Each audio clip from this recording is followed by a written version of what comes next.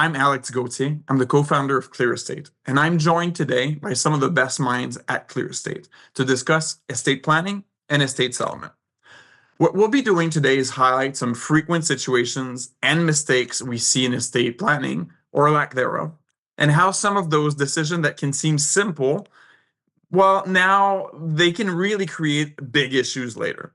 So we'll take a case approach. So typical situations, most of which are taken from our experience in estate settlement. And that way we'll be able to make some connections between estate planning and probate and estate settlement in general. And that's really important. So the first case we'll do today is called the cost of avoiding estate conversations. So it's a very simple case. And in this situation, we have Jenny. She's 64 and she's a pre-retired high school teacher. She has no spouse and 3 children. So Emily and Liam and then Ava. And she has a really modest but tangible liquid asset in bank accounts and various investments and a RIF. But really, the bulk of her estate is in the family lake house, and her wish is to split whatever inheritance is there equally. The lake house has been in the family since the children were born, and it's been a huge part of keeping close relationships with all of her children up to now. The problem is that money's a big taboo for Janine, and she's never actually talked to her children about her wishes, or theirs for that matter. So Mike, can you break that one down for us and see and tell us like what we often see in this situation once Janine has passed away? Sure thing. Thanks, Alex, and welcome everybody. One thing we always advocate here at Clear Estate is obviously asking our clients to inform their family what they're doing. Unfortunately, often the best laid plans can go awry when things are not communicated with family and other stakeholders. So really here, the key issues that arose, number one is obviously that lack of communication and managing expectations. Janine didn't share her plans with the 3 kids. They all had differing versions of what they thought was going to happen when Janine passed. And in particular, the vacation property was definitely part of those expectations that everyone had.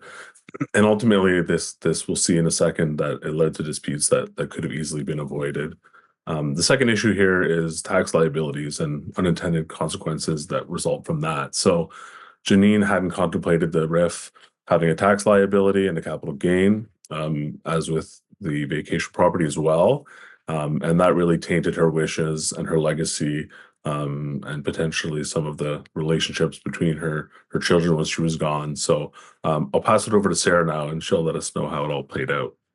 Thanks, Mike. So in this case, I think it's, the results are, unfortunately, the estate had to resolve some legal disputes between the beneficiaries as they tried to decide how to treat the residence or the vacation property that Ava wanted to keep and receive herself.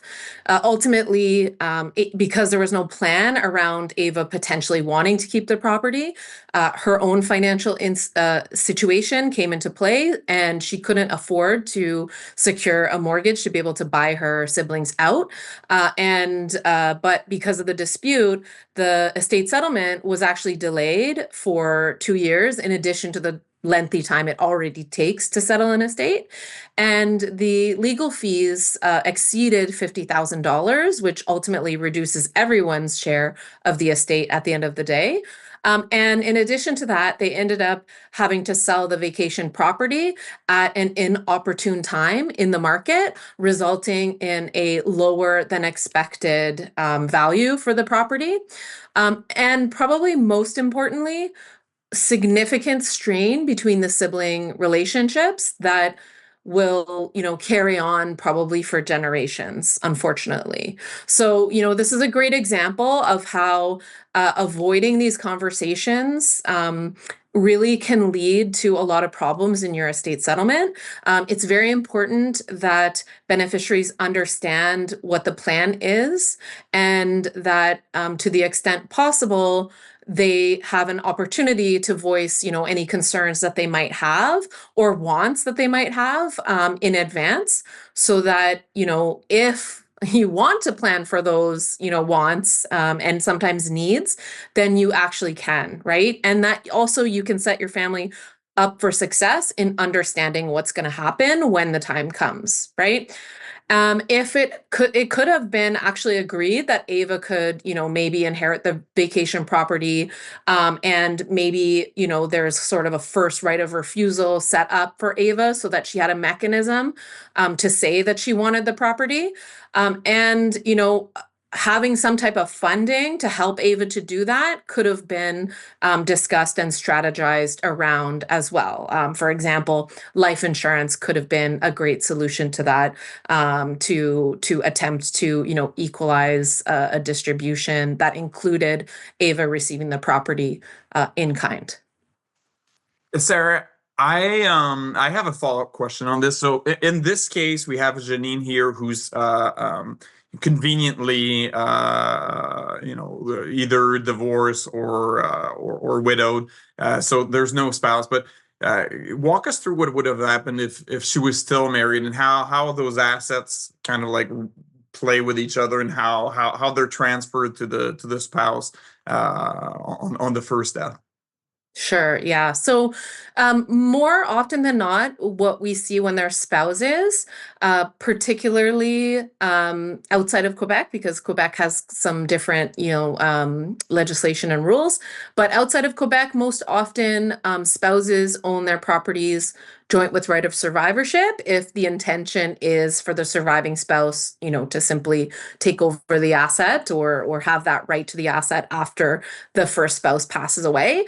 And in those cases, the situation is much simpler because, of course, it's just going to the surviving spouse by right of ownership, rather than through the estate and through the direction in the will. More often than not, these types of issues don't arise until the death of the surviving spouse, where things are now being distributed, to the next generation potentially. Makes sense. All right, we'll move on to our second case here. And this is one of the top questions that we get, both in estate planning and settlement. And that question is, can we avoid probate? So in this situation, we have Chris. Chris is in his late 50s. He's writing his first will, and he remembers that his parents' estate was tied up in probate for almost a year. And he really, really wants to avoid this pain to his family. So Chris has two children, Noah and Sophia, and he names his oldest, so his son, as the executor. In order to avoid probate, he names them as direct beneficiaries on his RIF. The problem here that we have is that when Chris passes away, no one really had anticipated the amount of taxes that would be owed due to the RIF. So, Dana, can you walk us through the potential impacts of using this mechanism for asset transfer? Absolutely. Thanks, Alex. Unfortunately, this is not a unique case. We've seen this happen before at Clear Estate, and it's really not a fun situation to have to deal with. So let's dive into the issues here. The first issue is the taxation of Chris's RIF. As a general rule, the fair market value of a RIF is included as income in the deceased final tax return. So what this means is that Chris's estate will be responsible for paying the taxes on the full value of the RIF, despite the fact that the proceeds pass directly to Noah and Sophia outside of the estate. The second issue is the lack of sufficient liquid assets to cover the tax liability generated by the RIF. So to recap, the liquid assets include the bank account worth $20,000, non-registered investments worth $100,000, and a vehicle, which is worth $10,000. So in total, $130,000 in assets, which may not be enough to cover the bill on the RIF, especially considering that there may be potential other estate expenses. The third issue is the illiquid primary residence. So while the primary residence is a significant asset and it's valued at $1.2 million, it's not easily liquidated to cover the estate's tax liability. Selling the property was not part of the original plan by the children, which further complicates the matter. The final issue is Chris's strategy of naming Noah and Sophia as direct beneficiaries on his RIF to avoid probate. So while the RIF successfully bypasses probate, it leaves the estate with a large tax burden without sufficient liquid assets to pay for it. So I'll hand it over to Sarah now, who will discuss potential solutions and strategies to address these issues. Thanks, Dana.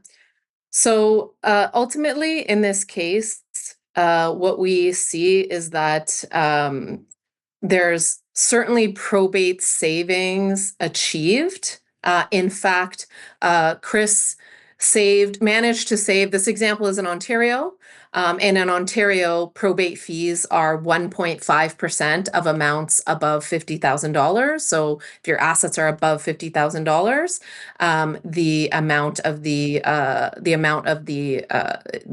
tier that you're charged is 1.5% of the value over and above that.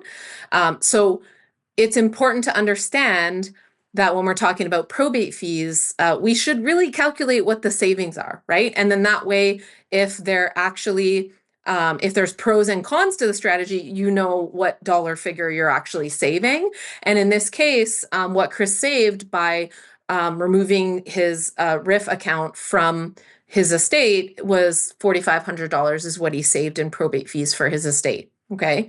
And now, just to take a step back for a second, in case anyone's not familiar with what probate is, this is essentially a judicial process that your executor typically has to go through, where the court is going to validate the appointment of the executor and the will, if there is one. And this is needed in order for the executor to provide proof to any third parties, like financial institutions, that they can proceed with the estate settlement. So it's often a necessary evil, one could say. And in most cases, there's some type of fee. In most provinces, there's some type of fee that's assigned based on probate. But the issue here is really that he saved in probate fees, but he didn't think about the impact that removing that asset from his estate would have, because that asset could have created some immediate liquidity, or at least quick liquidity in his estate to cover some of the expenses that would be needed right away. It would have also given more options to Noah and Sophia to think about what they wanted to do with the real estate. And in this case, Noah and Sophia did not really have an understanding of the impact of their dad's death, the tax impact of their dad's death, and how the taxation would work. And so what ends up happening in those cases is, they receive the money from the registered plan. They, use it according to, their own interests and proclivities. And in this particular case, Sophia, who's not an executor and is not really thinking about liabilities and responsibilities and things like that, she went and used the funds for her own purposes. And then Noah was left kind of trying to figure out, okay, how am I going to map the expenses and pay for them from the estate? And ultimately, CRA has, long arms to reach out to obtain any tax liabilities that haven't been paid to them. And so they will pursue both Noah and Sophia, regardless of which one of them is attempting to cooperate, for the entire amount of the tax liabilities that are owned, just as if they had, potentially owed personally, right? So it really sets a difficult road up for the family, the siblings. And this is all because of focusing only on probate savings rather than holistic and comprehensive estate planning. Wow, thanks for the detailed breakdown. I don't want CRA going after after me or my family home. And thanks for defining probate. But Can you share, like, why are people so reluctant to have their estate go through probate? Like, it feels like there's a societal trauma because it comes out so often in questions from our clients. Yeah, absolutely. It's a great question. And I think the glaringly obvious answer, of course, is the fees, right? Nobody wants to pay fees that they can avoid paying, which makes perfect sense.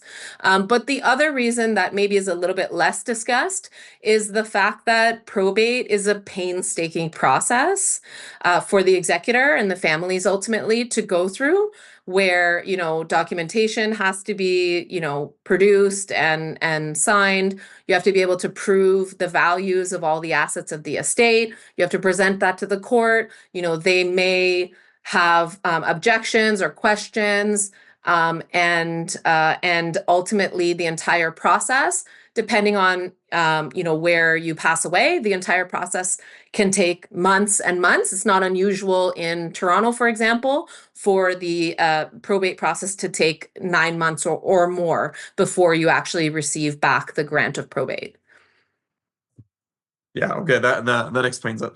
I'll move on to our next case here, and our third case also includes a family cottage, and whenever there's that type of assets, when there's a cottage, we tend to see an increased risk in emotional volatility, and it feels like it's avoidable. It's not easy necessarily, but with a bit of upfront planning, we can usually kind of resolve a lot of the potential conflict going down the road.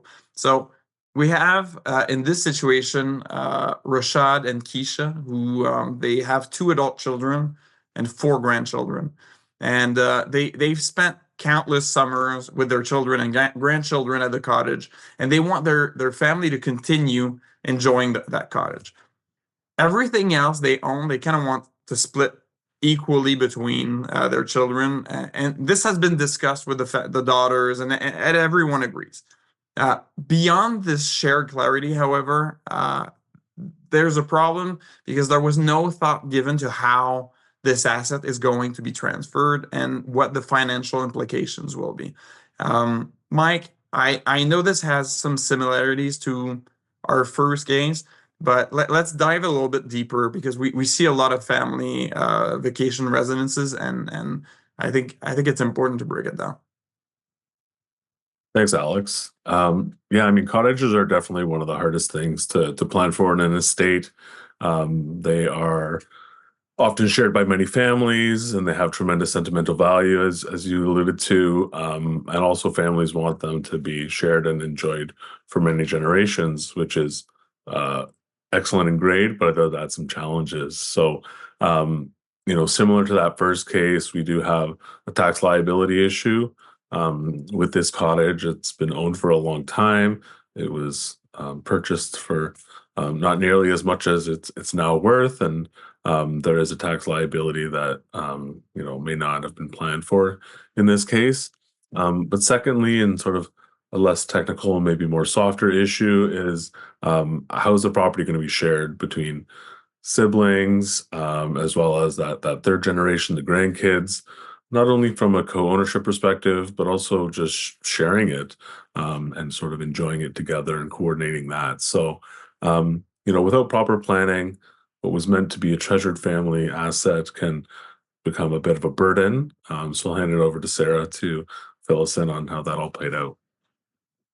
Thanks, Mike. So yes, certainly in this case, at the end of the day, as Mike mentioned, the cottage's liabilities became a financial burden because whenever we're transferring assets in kind to beneficiaries, as in we're giving them the actual asset itself rather than the sale proceeds of that asset, we're reducing the amount of cash that we're actually giving them from other assets, right? They're not getting as much in terms of cash proceeds, and so this often can create something that's unexpected, where, for example, in the case of recreational properties like cottages, which are obviously wonderful, and in this family was, a treasured, family vacation property, it also is something that comes with responsibilities and ongoing maintenance and expenses, right? There's property taxes, there's all of the things that comes with home ownership, right? And cottage properties tend to have, extra kind of components like taking care of, winterizing and snow removal and like all of those different things that come along with it. And maintenance as well can be more expensive. And so all of those things added a financial burden in this particular case to both daughters. And they didn't inherit as much cash as they were maybe expecting to be able to kind of afford more things. So it quickly created a financial burden on them. And the tax liability that had to be paid from the significant capital gains, it is also eats into the value of the estate that's actually being transferred to them in cash, right? So it creates a strain on them financially. And then in addition to that, they have to agree on what to do with the cottage property and how to treat it and how to, divide the responsibilities involved, like who's actually going to pay the bills, who's going to manage like a maintenance account, for this cottage property, who's going to make arrangements with third parties as needed, who's going to get the cottage property on, the long weekend, and things like that. All of that led to significant emotional and financial strain on the sisters. And this is something that happened because we failed to account for the logistical and practical implications of the estate planning, the distribution plan ultimately, right? They could have done a number of things, including creating a trust to potentially hold some funds for the cottage expenses. They could have implemented a requirement that the daughters, arrange for a co-ownership agreement to kind of set them up for success in sharing the cottage property. And again, life insurance could have also been considered. Sarah, from some of the conversations that we see with clients, I think a lot of people who are like voluntarily planning their estate and seeking us out to do that, they tend to think deeply about what's going to happen to them personally. But sometimes we forget that what happens to our beneficiaries can actually impact the estate plan. What would happen here if one of the sisters, they're now co-owners, right? What if they get divorced? What if there's a bankruptcy, or if either one of the sisters really wants the money and just force a sale? How does that happen, and how do we cover against that? Yeah, that's a great question, Alex, and a great point, and certainly some that I find people are thinking about more and more these days. It is something that you can, implement some, safeguards against. A trust, for example, as I mentioned, would be a great strategy against that type of situation where you're, trying to preserve and protect wealth for your family in future, including, a property like this. A trust could certainly be a great strategy for that as well. We're going to move on to our next case, and this one is about a large family with a pretty sizable estate. So some people say that death is the great equalizer of the human condition, and we'll see that in this case, not everyone is equal in death. So we'll take a look into that. So we have Jerry here, who's actually quite well off and has a $4 million estate across roughly 4 different asset classes, each worth about $1 million each. He has and I don't want to create any scoops for this or spoilers, but they're worth $1 million each now. So he has 4 children, and in his mind, it's simple math. He wants them to have $1 million each. But Jerry wants to really minimize the delays and the probate taxes. We've spoken about that before. It's pretty common. And so he has his daughter as a joint owner on his residence, his son as a joint owner of the cottage. He names his other daughter as a beneficiary on the RIF, and Brian as a beneficiary of the residue of his will for all the other assets, which together are worth roughly $1 million. The problem is that when Jerry passes away, not all of these assets are worth what they were worth when he wrote the will initially. Dana, I know you've seen this happen multiple times, so break it down for us and explain to us what happens next. Absolutely, Alex. I think it's very obvious to see that there are several issues in this scenario. So I'll dive right into them. The primary issue is obviously the unequal distribution of assets among the 4 children because the asset values fluctuated over time. And by the time he passed away, they all had very different values. So let's break it down. The house increased in value. So Miranda receives the house, which is now worth $1.2 million, and it passes outside of the estate. The recreational property also increased in value. So Chris inherits the cottage, which is now worth $1.4 million, and it also passes outside of the estate. Teresa, who gets the RIF, it's decreased in value to $600,000 because Jerry received payments from the RIF during his lifetime, and the RIF also passes outside of the estate.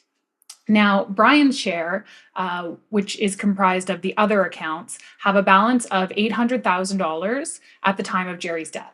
This is because Jerry withdrew funds during his lifetime for various different reasons, his care, and now, unfortunately, all of the estate expenses are paid from the residue of the estate first, which effectively reduces Brian's share. So I think it's very clear to everyone that Jerry's wish of an equal distribution was clearly not achieved. So that takes us to the second issue, estate expenses and tax liability. The $500,000 in estate expenses and taxes, which is comprised of $300,000 in RIF tax liability and $200,000 of other liabilities, are deducted from the residue, which is Brian's share. And as I mentioned before, this significantly reduces his inheritance. So the big thing to note here is that unless you specify otherwise in your will, the estate tax liabilities will always be paid from the residue of your estate. This brings me to the third issue. While Jerry's strategy to avoid probate successfully minimized probate fees, it creates several other unexpected consequences that he obviously was not expecting. So the first one is by adding Miranda and Chris as joint owners on his properties, so his house and the cottage, Jerry loses his sole control over the house and the cottage during his lifetime. Second, transferring property to joint ownership during your lifetime may trigger capital gains tax or property transfer taxes. Third, the unequal growth of assets, which is very, very obvious in this case. So for example, the cottage increasing from $1 million to $1.4 million just further emphasizes the inequality of the children's inheritances. And finally, naming specific beneficiaries for specific assets makes it very difficult to adjust the estate plan if your circumstances change. Now, I'm sure you can see how this scenario might end, and I think you all know it's not a great ending. So I'll pass it over to Sarah, who will discuss the results. Thanks, Dana.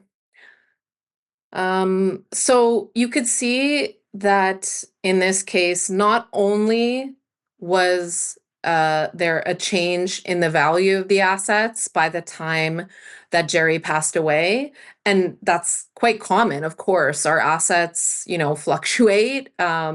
Typically, some asset types do go up in value, like real estate. And meanwhile, some of your other assets are likely to go down, like your, investments and your bank accounts, particularly if hopefully you live a very long life, you spend some of that money by the time you pass away, right? So the case of, in this particular case, of course, at the time of death, the assets are unequal values. So that's a huge issue. But then, as Dana explained, the tax liabilities relating to each asset have there's different impacts, right? And the important thing to understand about that is when you're creating when you're creating your estate plan, if you think of your estate as sort of a bucket of all of your assets, every time you create a beneficiary designation to a particular party, or you own something that's joint with right of survivorship, you're essentially removing it from that estate bucket, right? You're creating a new bucket on the side that's going to go directly to that person. And in addition to some of the risks that Dana also mentioned about joint ownership, particularly, with a non-spouse, that those are important to keep in mind as well. But, in this particular case, the two real estate properties, went directly by survivorship right to the two different children. So they essentially received the whole property at that point. But meanwhile, there's a capital gain tax that's triggered on the property that's not treated as the principal residence, and that capital gains tax is payable in the estate, right? And then the other assets that there's the registered account. Again, we talked about this in another case. It has a significant impact in terms of taxation. And again, that asset transfers directly to the beneficiary, and the tax liability, meanwhile, is the responsibility of the estate. And so in this case, Jerry's, other accounts besides the real property and the registered plan are where the tax liabilities are going to ultimately come from, which even more significantly reduces, Brian's share of the estate. And this is not at all the intention that he had wanted. And the siblings, of course, now are forced to battle to protect their interest in the estate. And it causes obviously significant time, expense, and fractured relationships for sure. And like I've said previously, and I say all the time, fractured family relationships often go beyond, one generation. They often last for forever, unfortunately. And so in this case, everything should have been mapped out to think about where the estate, what's passing inside the estate versus outside of the estate, where the liabilities and expenses are going to be paid from, and whether or not it truly is an equal distribution to the 4 children. And I'll add a comment here that assuming Jerry's parenting was absolutely stellar and the children's relationships are really fantastic. They're very close, and they plan on remaining close despite any type of money issues. So they decide that, they realize the situation with the unequal distribution. They understand that wasn't their father's wish, and they decide to equalize between each other. They could do it, but there's the tax implications and the fees related to doing that transfer after the fact, after the planning is done, are going to be much greater. And again, not aligning with Jerry's wishes and how he wanted to distribute, right? He wanted to leave most of it to his children, not to the CRA, right? So that's kind of the situation. And if we, with some proper planning up front, we can maximize that inheritance for sure.